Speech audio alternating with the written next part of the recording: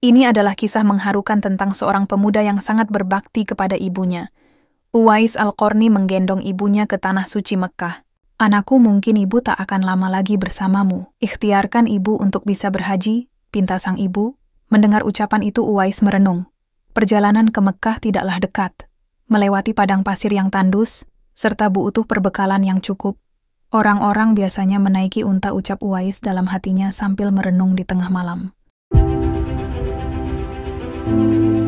Uwais Al-Qarni adalah seorang pemuda biasa yang pernah dipuji dan ditinggikan kedudukannya oleh Rasulullah. Meskipun hidup satu zaman, Uwais belum pernah bertatap muka secara langsung dengan Rasulullah.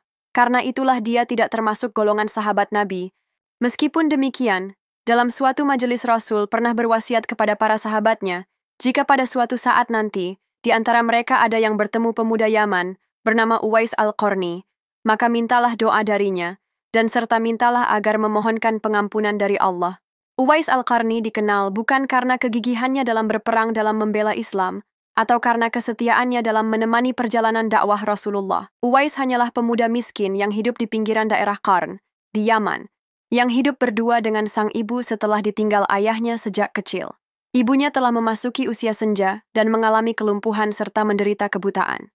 Namun hal yang menjadikannya istimewa di mata Rasulullah adalah bakti dan ketaatannya pada sang ibu. Uwais tak pernah sekalipun mengeluh untuk mengurus ibunya yang telah renta dan memiliki keterbatasan fisik. Bahkan Uwais sanggup memenuhi semua keinginan sang ibu, termasuk keinginannya untuk berhaji. Uwais terus teringat perkataan ibunya yang ingin sekali pergi haji, sedangkan dia tidak mempunyai kendaraan dan perbekalan yang cukup. Menolak pun keinginan ibunya pun rasanya Uwais tidak sanggup. Uwais terus berpikir dari pagi hingga malam, terus terpikirkan di kepalanya, mencari jalan keluar. Kemudian, setelah berpikir yang amat panjang, dibelilah seekor anak lembu oleh Uwais di pasar, lalu dibuatkannya kandang di puncak bukit.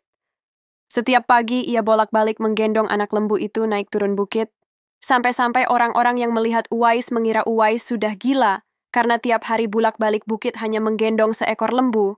Makin hari anak lembu itu makin besar, dan makin besar pula tenaga yang diperlukan Uwais. Tetapi karena Uwais membawa anak lembu itu tiap hari, anak lembu yang membesar itu tak terasa lagi. Setelah 8 bulan berlalu, sampailah pada musim haji. Lembu Uwais telah mencapai 100 kilogram. Begitu juga otot Uwais yang makin kuat. Ia menjadi bertenaga untuk mengangkat barang. Kegiatan rutinnya menggendong lembu naik turun bukit ternyata adalah bentuk persiapannya untuk menggendong sang ibu menuju Makkah.